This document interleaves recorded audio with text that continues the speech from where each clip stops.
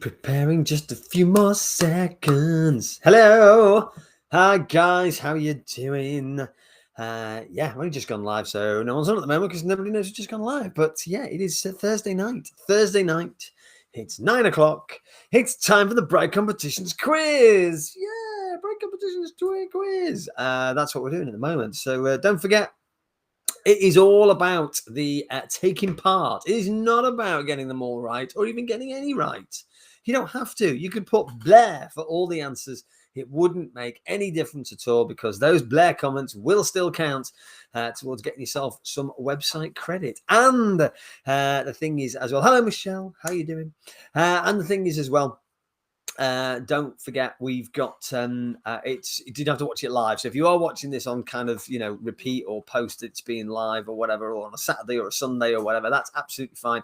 We keep the comments up, we don't stop the comments, so your comments will still count even if you don't watch it live. We love you to watch it live because it's fun and we can have banter and we can chat and we can have a bit of fun and all that stuff. But if you can't watch it live, totally understand, because you have lives outside Bright Competitions. I know that. Bad news, boo, bad news. We'll start with the bad news. I'll keep saying this over and over again as well, but there is no quiz next week, boo, because I'm away. I'm in Wales, North Wales, on a little bit of a couple of days break. So there's no quiz next week because I can't be sure of the internet connection. So unfortunately, there's no quiz next week. So it'll be 2 weeks today where there will be the quiz back. So this is the last one for 2. Not next week, week after it'll be back. So get your quiz fill today. Watch it twice. Watch this one twice. That will make up for it. Also, the instant win competition that we're on at the moment, the big one that we relaunched, which is going to be drawn on the 31st. That is the Sunday. That's next Sunday. We've already sold. Oh, yeah, Diane. I know he's looking good. I'm just responding to Michelle's comment halfway through me telling you this thing. I know he's looking good. He's looking sharp. Imagine when he's fit. It's going to be good. Looking forward to the new season. Oh yes, so we've sold about 23%, 23.5% of the tickets for the instant win competitions. None of the golden tickets have gone, and the most that's been won at the moment is done a couple of £100 cash prizes. So nobody's won any 250s either at the moment. Nobody's won 250s. Nobody's won £1,000. Nobody's won 500, so that is good. So there's loads and loads of stuff, and obviously almost a quarter of the tickets have gone.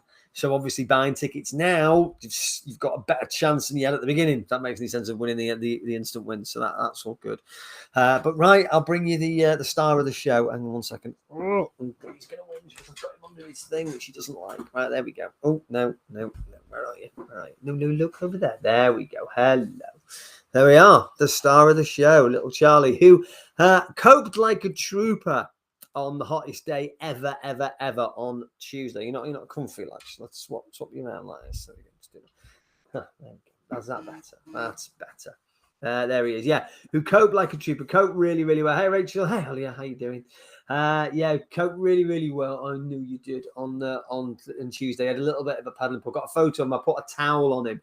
I put a towel I put in the freezer on him, so it was really cold, like freezing cold.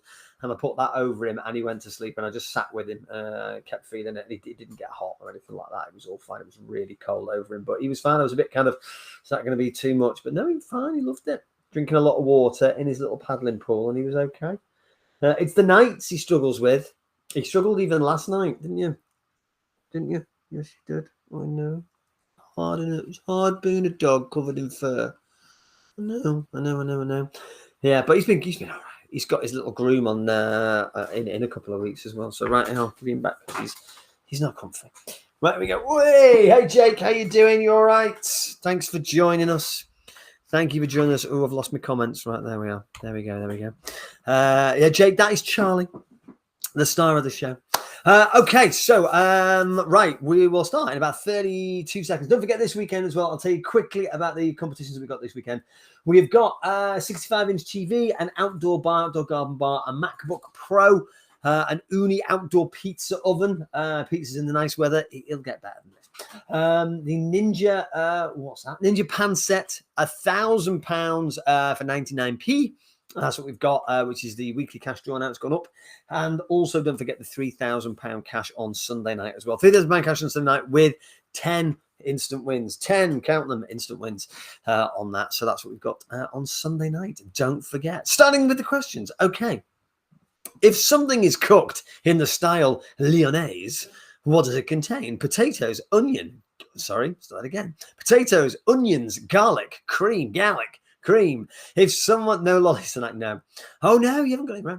If something's cooked in the style Lyonnaise, what does it contain? Potatoes, onions, garlic, cream. Do you know this? I didn't know this either. No, I would have said that. I didn't get this either. I just looked to go, oh, that's an interesting question. So type 1, type 2, type 3, type 4, or you can type 1, then the answer, or 2, then the answer, or you can just type the answer. It is up to you. Whichever. And again, do not worry, everyone. It is not about, you don't even have to play this. You just have to comment and have a chat and stuff like that. You can play it in your own head. You can have a little scorecard at home. It's up to you. It's absolutely fine. You don't have to do that. You don't have to play live. It's just, we will help you. We will do this. We'll get as much as we can on this, and yeah, sort of see how it goes. But yeah, onions. I would have said cream as well. I don't know why. I would have said cream. Your missus said cream. But yeah, onions. If it's Lyonnaise, like Lyonnaise potatoes, I just put potatoes in Lyonnaise potatoes. I just thought, well, they've got loads of cream in them. So you're like, yeah. Oh, yeah, mayonnaise. Oh, yeah. Oh, I get that now. Yeah. I get that. Right. So yeah. But yeah, it's onions. It's onions. Oh, let me click on my thing here. So I get a preview of the next question. Okay, right.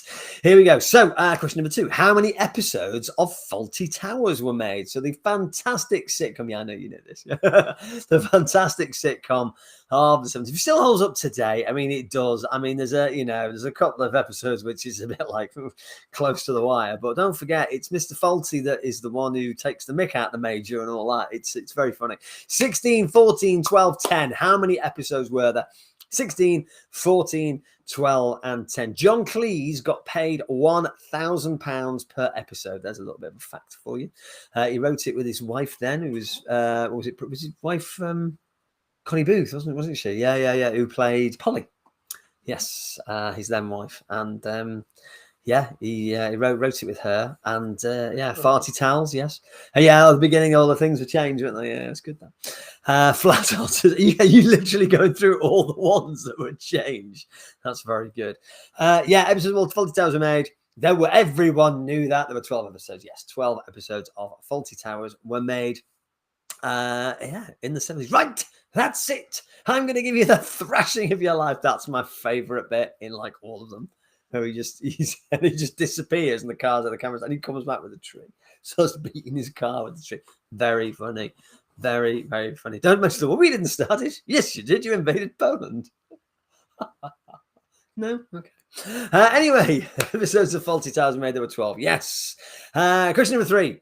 In which European city would you find the Rialto Bridge? Is it Vienna? Is it Venice? Is it Paris? Is it Berlin? She's looking very pleased with herself now. In which European city would you find the Rialto Bridge? Is it Vienna? Is it Venice? Is it Paris? Is it Berlin? There we are. Rialto Bridge. Where would you find that? Who's been? Anybody just know? Or have you actually been? Oh, been there. Have you actually been there? Yes, I know you've been. Yes, I went with you. So, oh, excuse me. Some ice there. But yeah.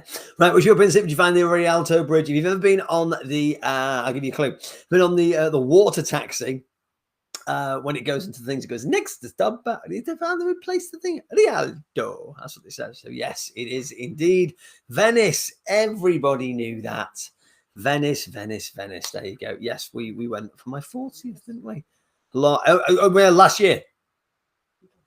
I did gondola school. That was fun. A bit scary at first, but yeah, fun. Enjoyed it. But no, beautiful city. We flew in there as well, but obviously just went to the airport and then did the transfer. But yeah, when we stayed there, it was lovely. It really was. Really lovely city. Right. Okay. Question number 4. Right. Here we go. What is the highest value euro banknote in circulation? So a genuine highest value euro banknote. Highest value euro banknote in circulation. Is it 500 euros? Is it 200 euros? Is it 1,000 euros? Is it 100 euros? You're on fire today. You're on actual fire. Highest value euro. I was meant to go, but COVID hit. I drive coaches and was meant to do a tour there. Oh, really? You'll get another opportunity though, Terry, won't you? Surely you will. The highest value euro banknote in circulation, 500 euros, 200 euros, 1,000 euros, or 100 euros. What we're going for on this, boys and girls? Lots of people having a look. I didn't know this one either. This is the thing, because it's a very good one. They took the big ones out due to money laundering and drug. Oh, did they? I suppose. Well, is he keeping it? But yeah, highest value euro banknote in circulation at the moment. 500, 200, 1,000 is actually 500. 500. Oh, change company, so less opportunities now. Well, you never know. I mean, still not back on its feet, though, travel industry, is it? I mean, it still isn't. Hopefully that it's going to take a few years, they reckon, and then people are going to be, and they reckon it's all going to the way people travel is all going to change as well, so hopefully it'll be good. But yeah, 500 euros is the highest value euro banknote in circulation en ce moment. There we are. Question number 4. Question number 5 is coming up. Right. It's my favorite question that we do every week. What is a group of robins called? So we do a bird question, a collection of birds, and groups like we did a murder of crows. A lot of people know that. For example, a flock of seagulls with the band, with the hair. So we're going to do a group of robins. What we're going to go for? No. Is it a worm of robins, a winter of robins, a flock of robins, a chime of robins? What are we going for on this? Better lifestyle than more fun time. That's what it's all about, Terry. I know the feeling. I got dirhams today. Dirhams? Ooh, what's that? Egypt? No? Oh, is it? What's dirhams then? Yeah, Dubai. It's chime. Well, chime could be the right answer. I can't tell you because it's finished. Group of robins, a worm of robins, a winter of robins, a flock of robins, a chime of robins. What we're going for on this? Again, I love these because I don't know them, and there's different ones for every single one. Everyone for a chime. It's a worm of robins. Bizarre. But it is actually a worm of robins. Yes. There we go. A worm of robins, it's called. Not a winter. I thought winter because they're out of winter. Obviously, flocks, your generic answer. I'm always going to put flock. 1 week it'll be flock, though. Yeah, chime was just. There is a chime of something. I can't remember what it was. But there you are. So yeah, group of robins is called a worm of robins. That's what he says. There's a worm of robins over there. People just look at you strangely. Right. Question number 6. How many United States of America begin with the letter M? So how many of the United States of America begin with the letter M? Is it 9? Is it 8? Is it 7? Is it 6? How many of the United States of America? How many? You know what I mean? That question there. Is it 9? Is it 8? Is it 7? Is it 6? What are you going for? What? 3? You can only count 3. It's definitely not 3. It's either 9, 8, 7, or 6. Cool. No. Is it 9 states? Is it Massachusetts, Maryland, Minnesota, Minneapolis, Michigan, Montana, Maryland? Have I said that? I've said Massachusetts, Maryland, and Missouri. I think. Have I said that? Did I say that? Anyway, there's 8. So yeah, I think I've got them. I might have said one twice. I might have done a Ross in Friends. But yes, 8. Mick on fire with 8. Excellent. How many of the United States of America have been the letter M? It is indeed 8. There are 8 states beginning with the letter M. There we go. So I should have written them down, but I didn't. I lost everything then, Mr. Question. Oh, right. It's fine. It's all good. You can do it on catch up. It's not a problem. Right. Yeah. So there are 8 states in the US that begin with the letter M. M indeed. Right. Question number 7. All right. Composers. Ready for this? It's a bit of a tricky one. It's one of those you either know it or you don't. I don't think you can guess this one. Who composed the famous William Tell Overture? Yeah, you know. He's just a smart ass when it comes to this. Giuseppe Verdi, Gioacchino Rossini, Giacomo Puccini, or Gaetano Donizetti. That was my best Italian accent to do all of those. So Verdi, Rossini, Puccini, Donizetti. Who composed it? You know,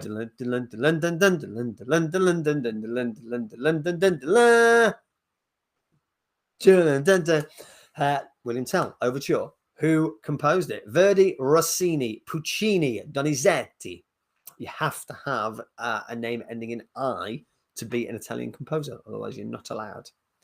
Make that up. Right. Yeah, Verdi, Rossini, Puccini, Donizetti. Two, only because I like bikes. Rossi. It's the right answer. Really, that is how you get to the end. That is the correct way to do things. Terry, if you like bikes, ooh, my lord, you want to see the bike we are picking up tomorrow? It is.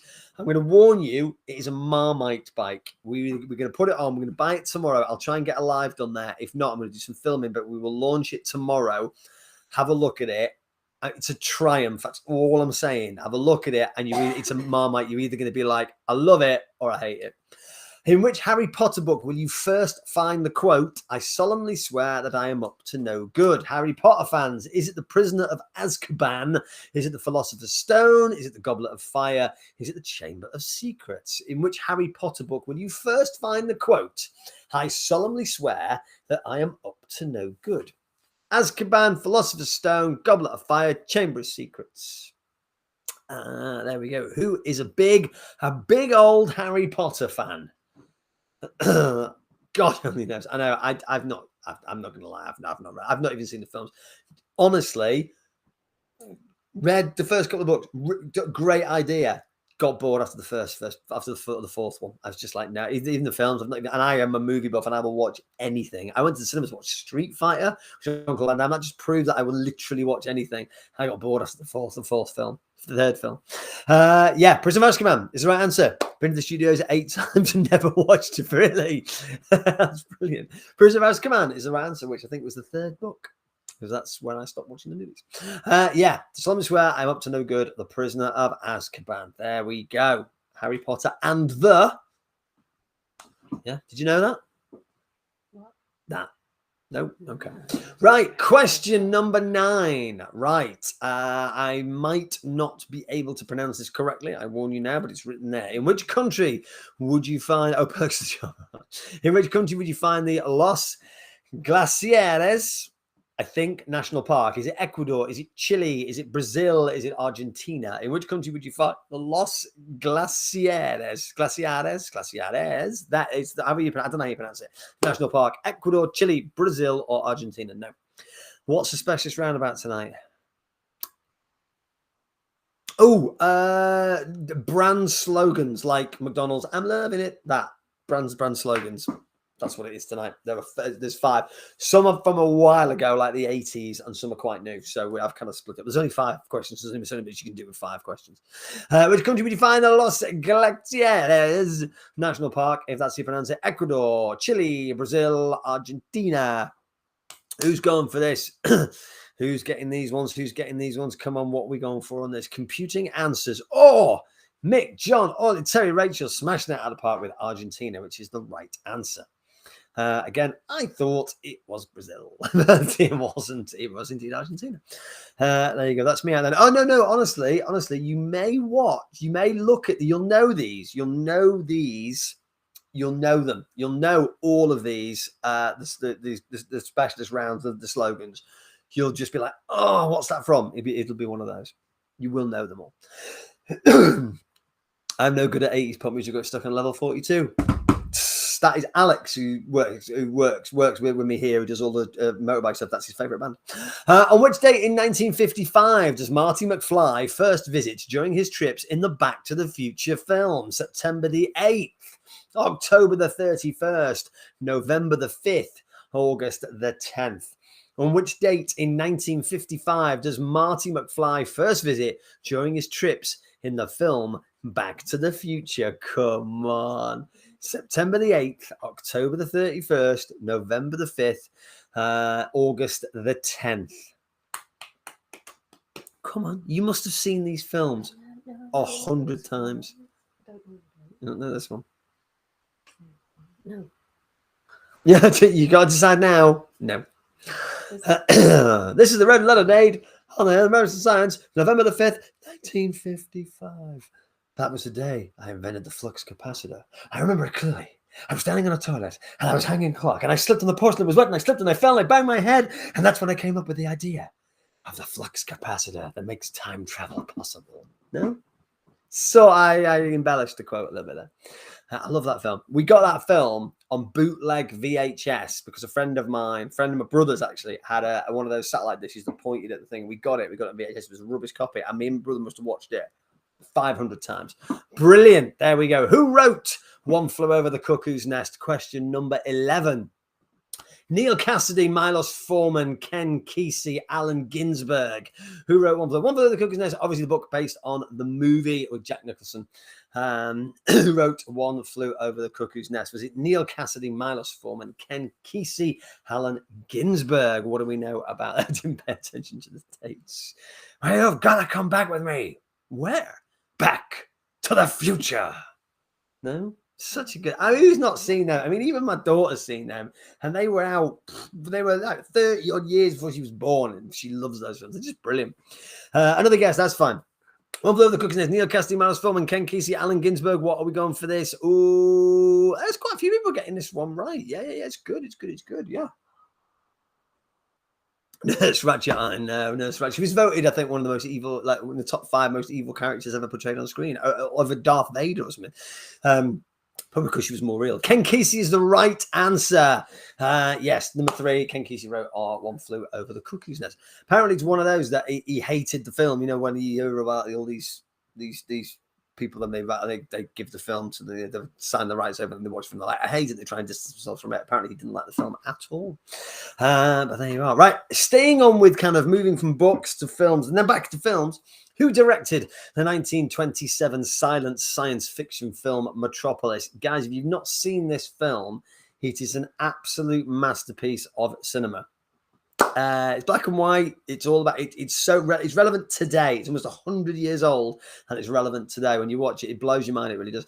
King Vidor, Fritz Lang, Fred C. Neumeier, or Cecil B. DeMille. What we got? My son dressed up as a Halloween scare, really. Who directed the 1927 silent science fiction film Metropolis? Was it King Vidor? Was it Fritz Lang? Was it Fred C. Neumeier? Or was it Cecil B. DeMille? What are we going for on this one? Come on, have a guess. Have a guess. Yes, that's the correct answer. Well done, you. Yeah, King Vidor. These are all real people. These are all real directors of the 20s, 30s kind of time. Big famous actors, famous film directors. Sorry, of that era. So Cecil B. DeMille was Ben-Hur, famously. King Vidor was a massive director, producer. Fritz Lang is indeed the correct answer. Fritz Lang directed the silent science fiction film Metropolis. If you've ever watched the music video, Queen's music video, Radio Gaga, they're flying on that ship through. They use the movie. They use the movie in the background where they're flying along singing Radio Gaga. That's why it brought it to sort of like public attention in the 80s. But there you are. There we are. There. I'm wrong. I know it. Wrong number. It's just mad. It's all about playing around. Question number 13. We're going back to books. Jonathan Swift's Gulliver's Travels. What are the Houyhnhnms? In Jonathan Swift's Gulliver's Travels, what are the Houyhnhnms? Are they little people, intelligent horses, giants, or blind immortals? All of those feature in Gulliver's Travels as well. So I've done that. So what are they? Jonathan Swift's Gulliver's Travels. What are the Houyhnhnms? Are they little people? Are they intelligent horses? Are they giants? Or are they blind immortals? No. You know what the little people are called? No, it's not little people. I'll tell you that. I've not seen it. Read the book. There's a Channel 4 did one about 20 years ago with Ted Danson as the star of it. And Warwick Davis is in it. So honestly, it's absolutely brilliant. It's so good. Watch that version. It's just brilliant. They are well done, intelligent horses. The Houyhnhnms. Little people are obviously Lilliputians, giants in there, and blind immortals are what they take because they discover they can be immortal. And they're like, drink this, you'd be immortal. He's like, oh my God. And then he realizes that everybody in the place is blind. And that's what you do. You give up your sight to become immortal. And he decides, obviously, because he doesn't want to do that. It's brilliant. And the thing in the sky that flies, because it's not just about Lilliputians, but they only show that bit or make that bit. It's very good. Channel 4 did one It's worth watching. Ted Danson, you can probably get it. You can probably watch it for nothing on All 4 or something. It's worth watching. Question 14. Think about this. You use keyboards every single day. Don't look. Which is the only vowel in the middle row of a computer keyboard? O, I, E, A. You'll get this. She touch types like really quick. O, I, E, or A. Yes. Yeah, that's to look as well. Yeah. My sister scared me about that was weird. O, I, E, or A. What is the only vowel in the middle row of a computer keyboard? There we are. O, I, E, A. O, I, E, A. What are we going for on this, guys and gals? Only vowel in the middle row on a computer keyboard. O, I, E, A. My name is all next to each other on the top row. Oh, yes, yeah. I'm literally looking at the keyboard now. Awesome. Yes, it's obviously, at the top, it's QWERTY UYOP. So it is the vowels that are not in there. It's A, yes, A, S, D, F, G is the following ones, if you're wondering. Yeah, the only vowel in the middle of a keyboard is indeed A. There we are. So yeah, goes up to question 14. Well done. But it's very, if you don't use a keyboard every day, or you don't, you know what I mean, you kind of like thinking, oh god, because you're obviously used to using it on your phone, type it like that. It's difficult. And I still got it wrong. So it doesn't matter. So about the comments, don't forget all the comments adding up, and we will get you some website credit. You got a chance to win some website credit if you get drawn. How many strings are there on a full-size grand concert harp? So grand size can hear the dream sequence kind of thing, which is literally the only reason to have a harp. 52, 47, 43, 39. How many strings are that on a full-size grand concert harp? 52, 47, 43, 39. Are you literally counting them in your head? Have I lost count then? Oh, you think that's realistic? Okay. 52, 47, 43, 39. How many strings are there on a full-size grand concert harp? Do you know, I think you bang on. I think that is the right answer.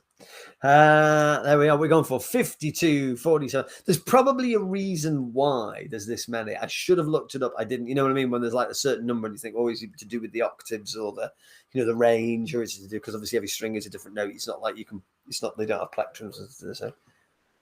Yeah. What's that? 7. So it multiplied by that. So it's no, it doesn't go into it. So 47. 47 is indeed the right answer. There are 47 strings on a full-size grand concert harp. So the questions, right? The following questions are all slogans, brand slogans. I've not put the question, what is this brand slogan from? I ask you, and you'll see the slogan will be the next one. So there are obviously 4 options again. So the slogan is this coming up. It's bread we're now taken out. What company is that from? Is it Warburton's? Is it Kingsmill? Is it Hovis? Is it Allison's? Bread we're now taken out. Do you remember the adverts in sort of 80s, 90s? No. Warburton's, Kingsmill, Hovis, or Allison's? Who used that? What company used, what brand, what company used that phrase in their advertising campaigns? Nope. Bread, we're now taken, yes, we're now taken out. Warburton's, Kingsmill, Hovis, Allison's. What are we going for on this, guys and gals? There we are. So there's obviously a few from the past, and then I brought it a little bit forward to ones that are used now. But it's whether you pay attention. Do you pay attention? Do you pay attention to these companies' millions of pounds advertising, coming up with phrases, or do you just go, oh, that looks good, oh, that says it does that, or do you listen to the slogans and taglines and stuff? Bread we're now taken out was Allison's. Yes, it was. Yeah, the one that Hovis, because I think everyone would have thought it was Hovis. But because it sounds Yorkshire, it does sound Yorkshire. Anyone from Yorkshire? Anyone on from Yorkshire?